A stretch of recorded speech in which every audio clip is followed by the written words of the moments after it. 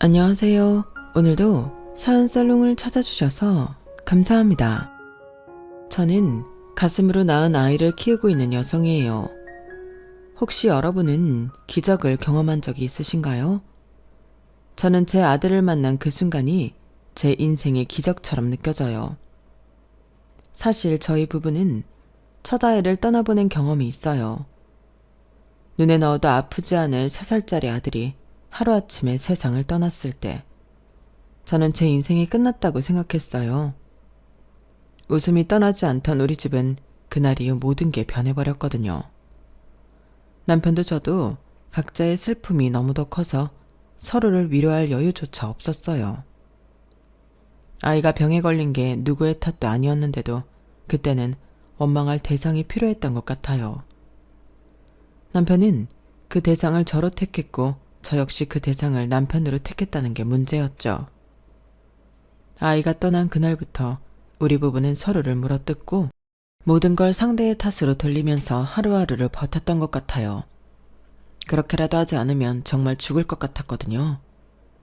그랬던 우리 부부를 살린 건 다름 아닌 우리 둘째 아들이었어요. 우리 부부가 가슴으로 낳은 그 아이였죠. 그럼 지금부터 우리 가정에서 일어난 기적 같은 사연을 전해드릴게요. 어린아이들이 1년 중 가장 기다리는 날이 언제인지 아세요? 바로 어린이날과 크리스마스, 그리고 생일이에요. 그중 생일은 단연 최고의 날이었죠. 그만큼은 뭘 잘못해도 덜 혼나고 먹고 싶은 거, 가지고 싶은 걸 마음 놓고 사달라고 조를 수 있으니까요. 하지만 저는요, 제 생일날이 세상에서 제일 싫었어요. 그날은 제가 세상에 태어난 날이 아니라 부모한테 버려진 날이었기 때문이에요. 솔직히 저는 그날을 기억하지 못해요. 보육원 선생님이 얘기해 주셔서 그런가 보다 하고 있는 거죠. 제가 보육원에 오게 된 건 5살 무렵이었대요. 종점에 도착한 버스 뒷자리에 잠들어 있는 걸 버스 기사 아저씨가 파출소에 데려다 주셨고 밤이 되도록 저를 찾는 사람이 없자 시설에 임시로 보내졌다더군요. 임시 보호기간이 지나도록 제 부모님은 저를 찾아오지 않으셨어요. 그렇게 저는 시설에서 살게 된 거예요. 시설 원장님 말씀으로는 몇 살이냐고 묻는 말에 제가 손가락을 5개 펼쳐 보여서 5살이라는 걸 알 수 있었고, 이름이 뭐냐는 말에 최수아라고 대답해서 제 이름을 알 수 있었다더군요. 하지만 너무 어려서 그랬는지 제 생일은 모르더래요. 그래서 생일은 임시보호소에 들어간 그날을 제 생일로 적으셨다고 했어요. 그러니 서류상 제 생일은 제가 버려진 날인 셈이었죠. 어릴 때야 그런 사실을 몰랐으니 생일이 되면 그저 좋은 줄로만 알았어요. 보육원 선생님이 케이크도 사주시고 조촐하게나마 생일 파티도 열어주셨거든요. 하지만 정확히 제 생일날 했던 건 아니고 같은 달에 생일이 있는 친구들을 하루 날 잡아서 공동 생일 파티를 열어주는 거였어요. 그래도 그때는 그런 생일이라도 신나고 좋더라고요. 중학교에 들어가면서 내 생일에 얽힌 비열을 듣고는 그렇게 좋아했던 생일날이 저주스럽게 느껴지기 시작했지만요. 비록 시설에서 부모 손이 아닌 선생님들과 자원봉사자분들의 도움을 받아 자라긴 했지만 제 입으로 고아라는 말을 안 하면 아무도 제가 어려운 환경에서 자란 아이라는 걸 모를 정도로 저는 구김이 없고 밝은 아이였어요. 천성이 그런 건지 아니면 어른들한테 이쁨 받으려고 본능적으로 그랬던 건지는 잘 모르겠지만요. 그런 성격 덕분에 저는 9살이 되던 해 입양이 되었어요. 양부모님은 약사부부였는데 아이가 생기지 않아서 마음고생을 하다가 입양을 결정하게 된 거였죠. 제가 있던 시설에 봉사활동으로 몇 번 오셨던 분들인데 아이들 중 유독 밝았던 제가 눈에 들었던가 봐요. 입양을 결심한 뒤에도 바로 저를 데려갈 수는 없어서 주말마다 시설에 찾아와 저와 함께 시간을 보내주셨어요. 그러면서 양엄마와 많은 얘기를 나눌 수 있었어요. 딱히 저와 말이 통해서 제게 이런저런 얘기들을 하셨던 건 아닌 것 같고, 그동안 남들한테 말 못할 마음고생을 많이 하셔서 넋두리처럼 제게 털어놓았던 게 아닌가 생각해요. 양엄마 말에 따르면 흔히들 결혼을 하면 누구나 다 아이를 가질 수 있을 거라고 생각하지만 실제로 난임이나 불임 가정이 꽤 많다더라고요. 저희 양부모님도 결혼하고 1년 동안은 자신들이 입양을 하게 될 줄은 꿈에도 몰랐다고 했어요. 그러다 3년, 4년이 지나면서 불안감은 고조됐고 현실적인 문제들이 터져나왔대요. 당사자인 부부 사이의 갈등도 문제였지만 그보다는 자신들을 둘러싼 가족들 때문에 벌어진 문제가 많았대요. 특히 시어머니의 괴롭힘은 정도가 심해서 시댁에 갈 일이 생기면 전날부터 심장 박동이 빨라지고 소화가 안 된다고 했어요. 사실 저를 입양하는 것도 주위에는 숨긴 채 진행할 생각이라고 하더군요. 입양이 완료되면 시댁과 연도 끊고 연고 없는 곳으로 이사해서 평범한 가족으로 살고 싶다고요. 구김없이 밝은 저라면 그렇게 살 수 있을 것 같았다고 말이죠. 하지만 양어머니의 바람은 이루어지지 않았어요. 시댁에서 입양 계획을 알게 되면서 문제가 생겼고 그 과정에서 전부터 골마있던 부부 사이의 문제까지 터져나오면서 두 분이 이혼을 하게 되셨거든요. 그렇게 제 입양이 불발되었고 이후로도 저는 입양이 되지 못했어요. 입양 시기를 놓친 게 문제였죠. 하지만 그 두 분을 원망하지는 않아요. 두 분은 이혼을 한 이후에도 종종 저를 찾아와 주셨거든요. 두 분이 함께 오는 적은 없었지만요. 제가 중학교에 들어갈 때까지도 제 생일마다 시설에 찾아와 주셨던 양엄마는 제가 중학교 2학년이 되던 해 재혼을 하셨어요. 상대 남자분이 아내와 사별하고 어린 아들과 함께 사시는 분이어서 양엄마는 꿈에 그리던 엄마가 되셨고 그렇게 저는 양엄마와 모녀관계가 될 기회를 완전히 놓치게 되었어요. 그래도 제가 여전히 그분을 양엄마라고 부르는 건 이후로도 제게 부모의 자리가 필요할 때마다 제 곁을 지켜주셨기 때문이에요. 제가 고등학교를 졸업하고 시설을 나가게 되었을 때 제가 살 곳과 첫 학기 대학 등록금도 마련해 주셨고 장학금을 놓쳐서 학비 문제로 휴학을 갈등했을 때도 제 등록금을 내주셔서 휴학 없이 무사히 졸업할 수 있었거든요. 양엄마는 저와 한 집에서 살지 않았을 뿐 정신적으로나 물질적으로 한순간도 제 엄마가 아닌 적이 없었어요. 늘 제 결정에 힘을 실어주셨고 제게 위기가 찾아왔을 때는 뒤에서 조용히 서포트를 해주셨어요. 딱 한 번만 빼고 말이죠. 수아야, 너 꼭 그 사람이랑 결혼을 해야겠니? 난 말이지 조금 걱정이 돼. 그 남자가 마음에 안 드는 게 아니라 어머니 자리가 아무래도 좀 그렇거든. 저는 대학을 졸업하고 들어간 첫 직장에서 지금의 남편을 만나 연애를 하게 되었고 사귄 지 1년 만에 결혼 얘기가 오가기 시작했어요. 양엄마한테 그 남자 집에 인사드리러 갔던 일을 말씀드렸는데 아무래도 그게 마음에 걸리셨던가 봐요. 제가 처음 시댁에 인사를 드리러 갔을 때 저희 시어머니께서 저를 보시고 이렇게 말씀하셨거든요. 예, 너는 어쩜 걱정 하나 없이 사내처럼 얼굴에 그늘이 하나도 없니? 모르는 사람이 보면 부모 잘 만나서 걱정 없이 편하게 사는 줄 알겠다. 부모 복 없는 너한테는 그게 복이라면 복이겠지? 그때 어머님한테 들은 말에 상처를 받았다는 말을 양엄마한테 했었는데 내내 그 말에 신경이 쓰이셨던가 봐요. 제 딴엔 어디다 하소연할 데도 없고 해서 투정 부리듯 한 말이었는데 괜한 말을 한 것 같았어요. 그 얘기를 듣는데 내 첫 시어머니 생각이 나더라. 임신이 안 돼서 난임 치료를 받느라 몸도 마음도 너덜너덜해진 때였는데 그때 시어머니가 그러셨거든. 내가 처음 인사 갔던 날 내 얼굴을 보시곤 팔자가 사나운 애라는 걸 눈치챘었다나 뭐라나. 그래서 결혼도 반대했던 건데 기를 쓰고 하더니 이런 꼴을 당하게 됐다고 얼마나 나를 원망하던지 몰라. 애가 안 생긴 것도 내 얼굴에 덕지덕지 붙어있는 그늘 때문이라고 툭 하면 그 소리를 하시는데 지금 생각해도 치가 떨린다. 남편이라는 인간은 입 꾹 다물고 아무 말도 안 하고 있었는데 그게 더 꼴 보기 싫었어. 애가 안 생긴 게 내 탓만은 아니잖니. 자기한테도 문제가 있는 건데 자기 부모 앞세워서 온전히 내 탓으로 돌리는 것 같았다니까? 그래서 말인데 조금이라도 너한테 부정적인 생각을 가진 집에는 안 가는 게 좋아. 나중에 나처럼 후회할 일이 생길지 모르니까. 네 남편이 네 바람막이가 되어줄 거라는 기대도 하지 말고. 내가 너무 걱정이 앞서는 건지 모르겠지만 난 네가 어디 가서든 사랑받고 살았으면 좋겠어. 넌 정말 사랑스러운 아이니까. 양엄마의 진심을 저라고 모르는 건 아니었어요. 하지만 눈에 콩깍지가 씌인 상황에선 주위에서 아무리 좋은 말을 해줘도 들리지 않게 마련이에요. 다행히도 양엄마의 걱정이 반은 맞고 반은 틀린 셈이었지만요. 비록 제 결혼을 탐탁치 않아 하셨지만 그런 것과는 달리 양엄마는 제가 결혼을 준비하는데 누구보다 많은 도움을 주셨어요.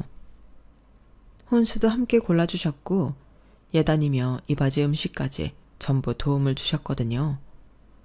하지만 양엄마 말대로 처음부터 제게 부정적인 시선을 보내던 시어머니는 제가 해온 모든 걸 못마땅해 하셨어요. 아, 이걸 예단이라고 해온 거니? 창피해서 주변에 말도 못하겠다. 아무리 부모 없이 자랐어도 요즘은 인터넷만 뒤져도 정도가 수두룩할 텐데. 그 정도 정성도 없이 이 모양 이 꼴로 해온 거야? 그래놓곤 뭐가 좋다고 생글생글 웃고 있니? 사람 속 뒤집는 것도 아니고 말이야. 하긴 보고 배운 게 있어야 물건 보는 눈도 생기고 하는 거지. 근본이 없는데 뭘 기대하겠어? 옛말에 웃는 얼굴에 침 못 뱉는다고 했지만 저희 시어머니한테만큼은 예외였어요. 애써 웃고 있는 제 면전에 대고 온갖 독설을 다 퍼부으시니 말이에요. 그렇다고 저희가 결혼하는데 10원 한 장 도와주지 않으셨으면서 뭐가 그렇게 못마땅하게 많고 불만이 많으신 건지 모르겠더라고요. 웃긴 건 몇 년 뒤 신우이가 결혼할 때 혼수며 예단을 준비해 가는 걸 보니 기도 안 차더라는 거예요. 저한테는 그렇게 근본 따져가며 보는 눈이 없다고 타박하시더니 정작 어머님이 고르신 예단은 정말 가관이었거든요. 결국 신우이가 울고불고 난리를 치면서 그딴 걸 어떻게 가져가냐고 난리를 쳐서 제가 싹 다 다시 준비해줘야 했어요. 그 일이 있은 뒤로는 시어머니도 제게 안목이니 뭐니 하는 소리는 못하게 되셨어요. 거기다 제가 시집온 그해 겨울 아들을 낳자 어머님도 더는 타박을 안 하시더라고요. 눈에 넣어도 아프지 않은 손자를 보는 재미에 빠져서 못마땅한 며느리는 생각할 겨를이 없으셨거든요. 시어머니만큼이나 저희 아들을 꿀이 뚝뚝 떨어지는 눈으로 바라보시는 분이 있었는데 바로 제 양엄마였어요. 세상에 어쩌면 이렇게 예쁠 수가 있니? 천사가 따로 없다. 아유 하고 하품하는 것 좀 봐. 아유 요 녀석이 눈에 밟혀서 내가 요새 약국일이 손에 안 잡힌다. 이번에도 사진 좀 잔뜩 찍어가야겠어. 휴대폰에 저장해둔 요 녀석 사진 보는 게 요즘 내가 사는 낙이잖니. 우리 아들이 하품하는 것부터 똥기저귀 가는 거, 배고파서 칭얼대는 거 등등 거의 모든 행동을 다 사진에 담아가셨어요. 길 가다 자꾸 예쁜 것만 보면 우리해준다고 사오시고 신발에 속옷에 한복까지 저희 집에 오실 때마다 한보따리를 가져오셨죠. 그것도 죄다 비싸고 좋은 것들로만요. 그래서 이제 그만 사오시라고 그랬더니 내가 애들도 다 키운 마당에 내가 돈 쓸 데가 어딨니? 나한테 기쁨 주는 우리 손주인데 이 정도 못 해주겠어? 요 녀석 대학도 내가 보내줄 거야. 유학도 보내주고 첫 차도 내가 사줄 거라고. 수아 너한테 못 해준 거 네 아들한테 다 해줄 생각이니까 거절하지 마. 내 욕심이고 내 만족이니까. 알았지? 제게 친정엄마가 있다고 해도 양엄마처럼 잘해주시지는 않을 것 같았어요. 저희 부부도 그렇고 양엄마도 그렇고 요 작은 녀석 하나 덕분에 얼굴에서 웃음이 떠나지 않았어요. 그리고 그건 시어머니도 마찬가지였어요. 손주 낳아줬다고 이제는 어엿한 며느리 대접을 해주셨으니까요. 앞으로 더는 시어머니 독설을 안 듣고 살 수 있겠다고 생각했죠. 하지만 그건 섣부른 바람이었나 봐요. 폭풍 전 고요처럼 한동안 잠잠했던 날들이 지나고 제 인생에 있어서 가장 큰 시련이 닥쳐왔어요. 당시 저는 아이가 어린이집에 갈 수 있는 나이가 돼서 다시 일을 시작했던 때였어요. 3년 넘게 경력이 단절된 터라서 새로운 직장에 적응하느라 한창 바쁜 때였죠. 제 딴엔 일도 육아도 제대로 해보려고 노력을 했지만 몸이 마음을 따라주지 않았어요. 아무래도 집에서 살림만 하던 때보다는 아이한테 신경을 덜 쓰게 되었거든요.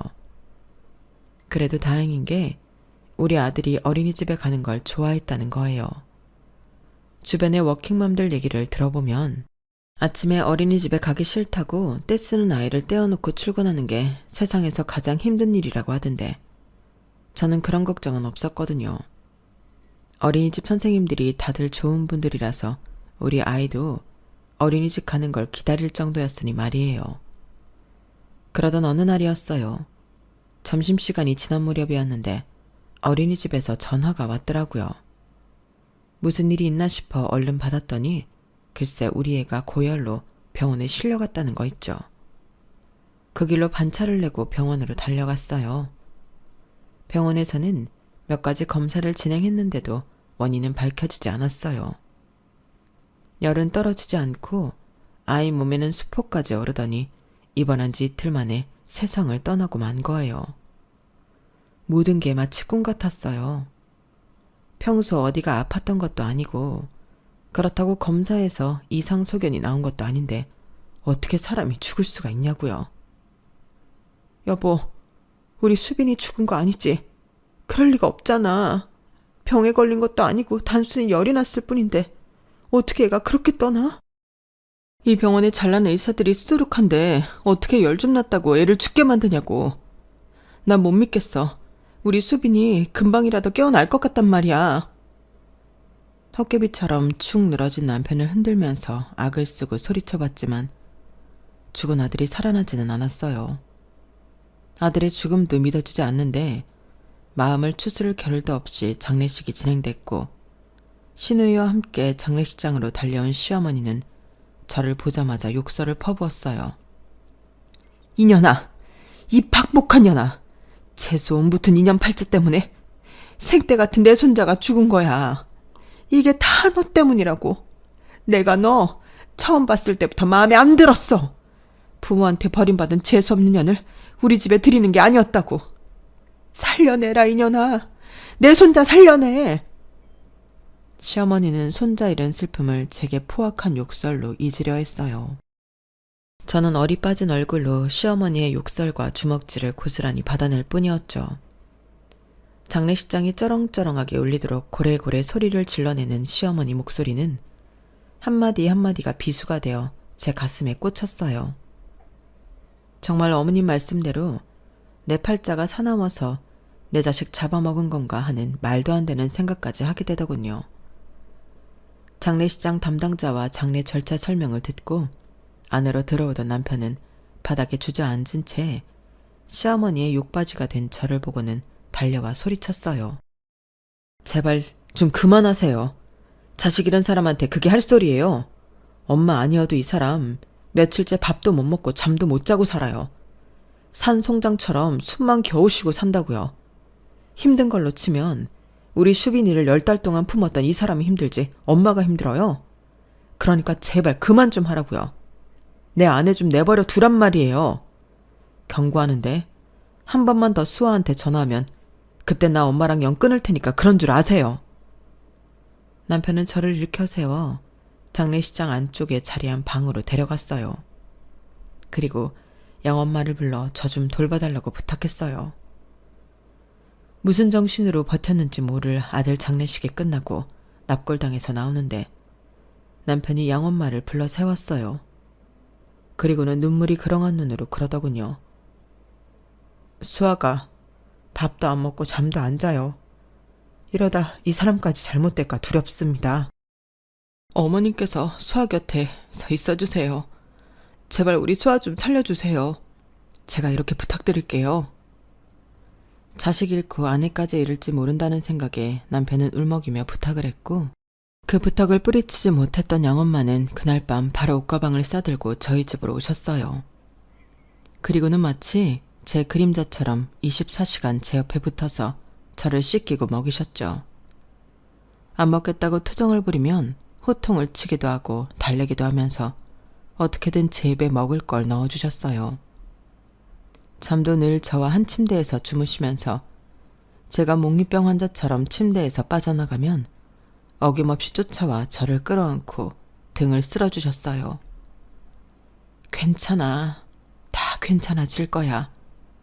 양엄마의 다정한 목소리에 그제야 정신이 든 저는 주저앉아 통곡했어요.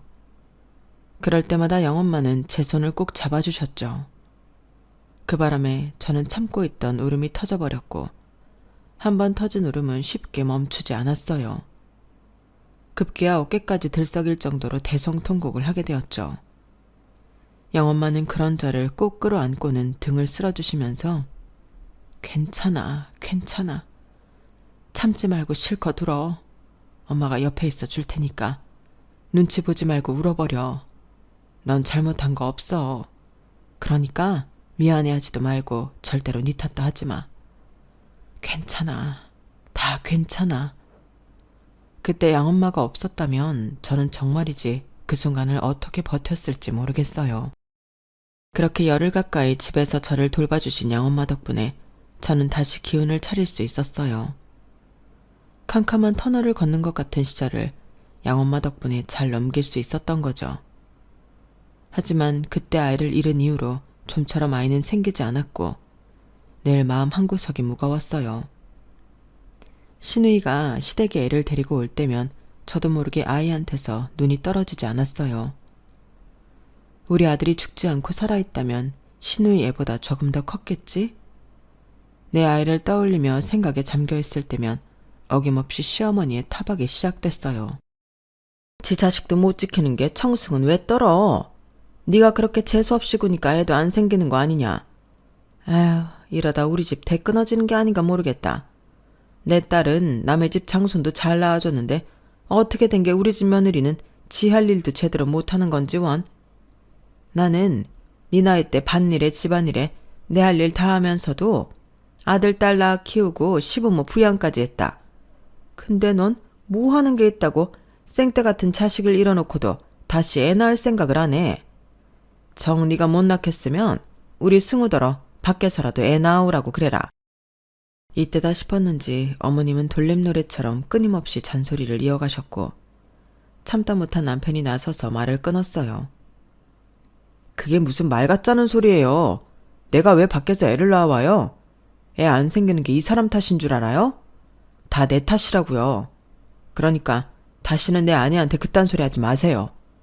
안 그래도 겨우 버티고 사는 사람한테 어떻게 엄마는 볼 때마다 못 잡아먹어서 안달이세요? 사람이 그러는 거 아니에요. 엄마가 계속 이런 식으로 나오면 앞으로 나도 수아도 이 집에 발길 끊을 거예요. 남편의 경고가 있었음에도 어머님은 이후에도 틈만 나면 애 문제로 저를 타박하셨고 결국 남편과 저는 극단의 결정을 내렸어요. 입양을 하기로 한 거였죠. 양엄마의 권유로 제가 자란 시설에 가서 종종 아이들을 볼보곤 했는데 그 아이들 중 유독 제 눈에 밟히는 아이가 있었거든요. 세상을 떠난 아들과 같은 해에 태어난 아이인데 생김새는 달라도 이상하게 우리 아들을 떠오르게 했어요. 뭐랄까, 마치 처음부터 우리 부부한테 와야 할 아이 같았다고 할까요? 저뿐만 아니라 남편도 그와 비슷한 감정을 느껴서 입양을 진지하게 생각하던 참이었는데 어머님이 애 안 낳는다고 타박까지 하시니 차라리 잘 됐다 싶었어요. 원장님께 말씀드려 입양 의사를 전하고 정식 절차를 밟아 아이를 집에 데려올 수 있었어요. 아이가 어느 정도 상황 파악이 가능한 나이였기 때문에 처음에는 저희 집이 낯설었는지 어색해하는 것 같았지만 조금씩 적응을 해나가는 것 같아서 다행이다 싶었어요. 재민아, 사실은 말이야. 엄마도 재민이가 자란 시설에서 자랐어.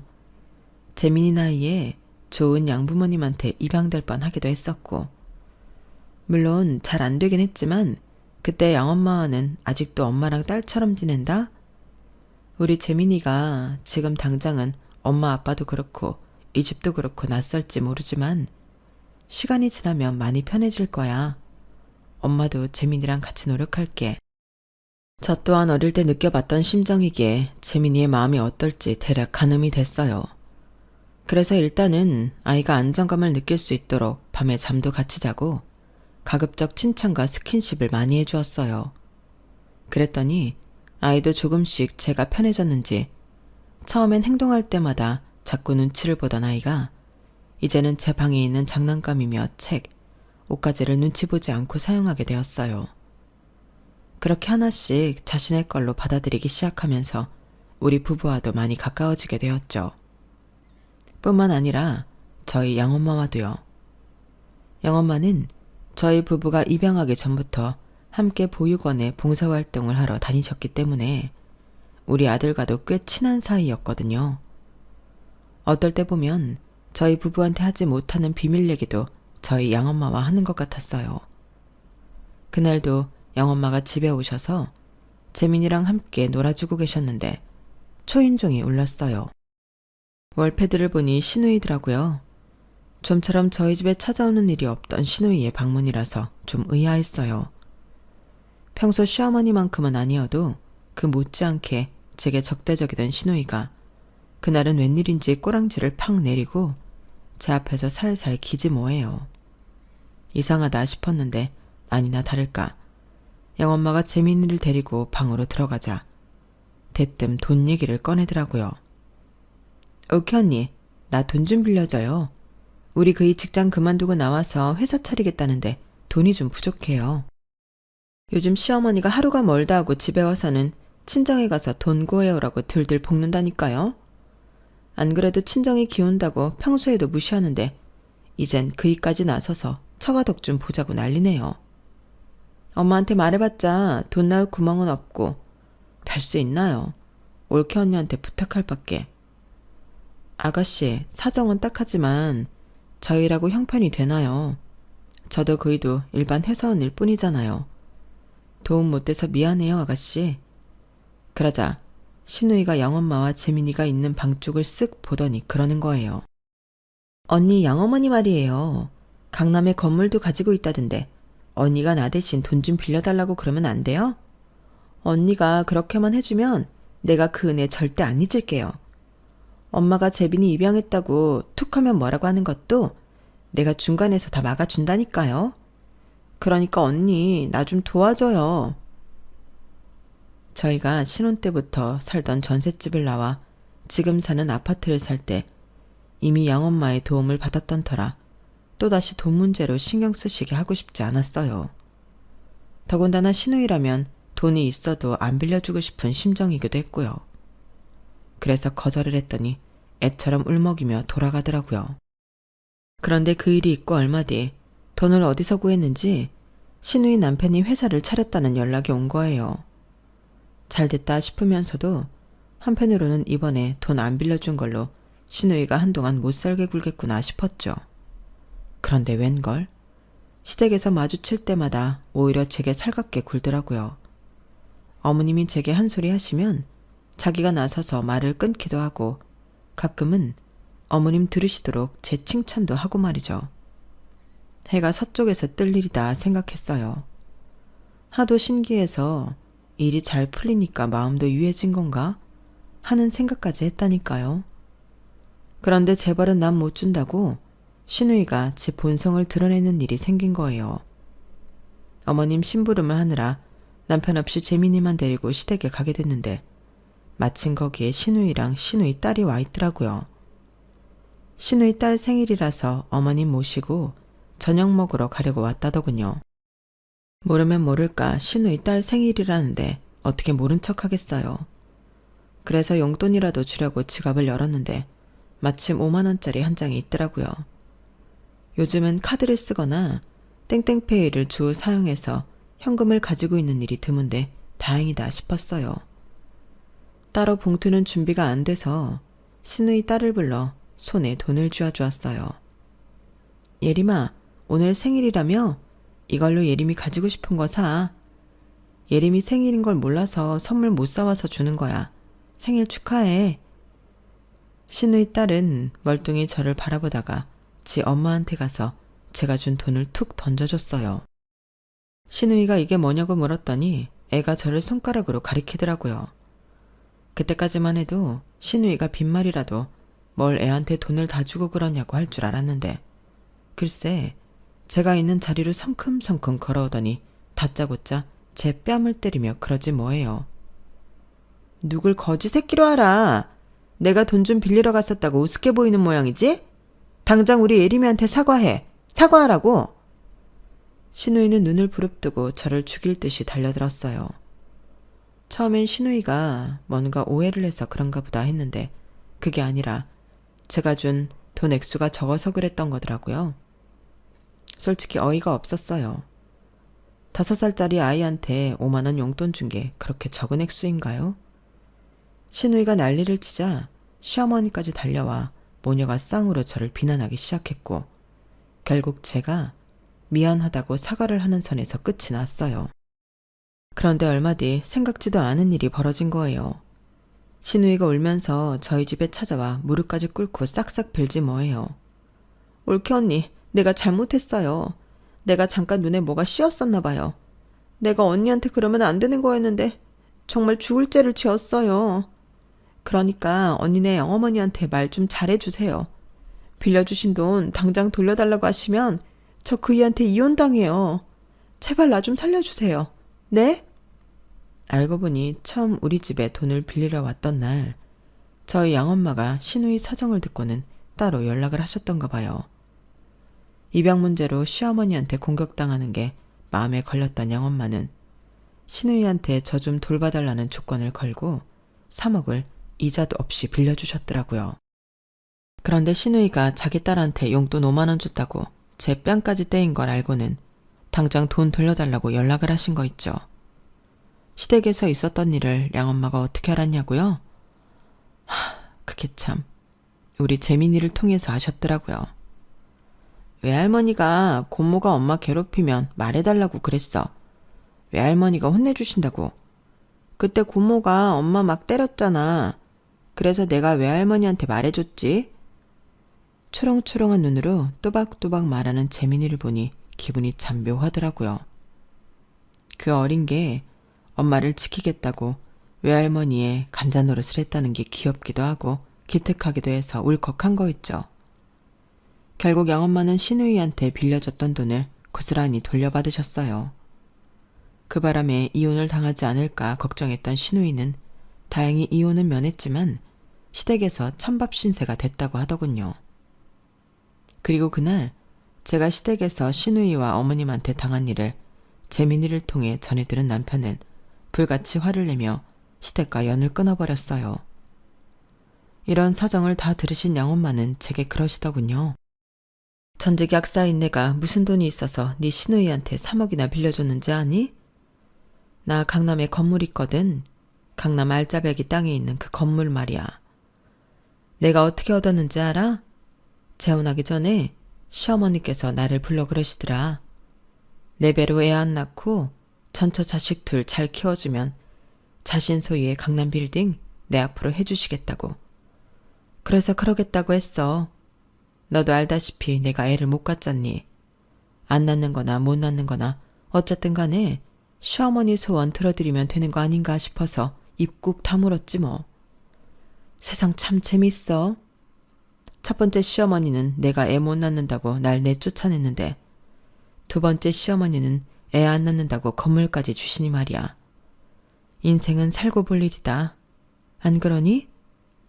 양엄마는 씁쓸한 미소를 지으시며 저를 물끄러미 바라보셨어요. 그 모습을 보니 저 역시 기분이 참 묘하더라고요. 제가 양엄마와 같은 처지라서 그런가 봐요. 어릴 때 막연히 기적이라는 단어를 생각할 때면 홍해가 쩍 갈라지거나 죽은 줄 알았던 사람이 벌떡 일어나는 것처럼 절대로 일어날 수 없다고 믿었던 일들이 벌어지는 걸 떠올리곤 했었어요.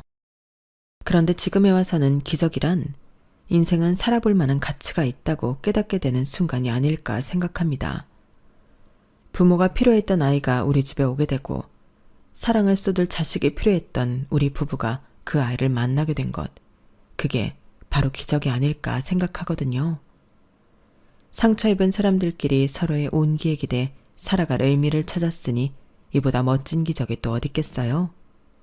아무쪼록 여러분의 인생에도 기적 같은 날들이 이어지기를 바랍니다.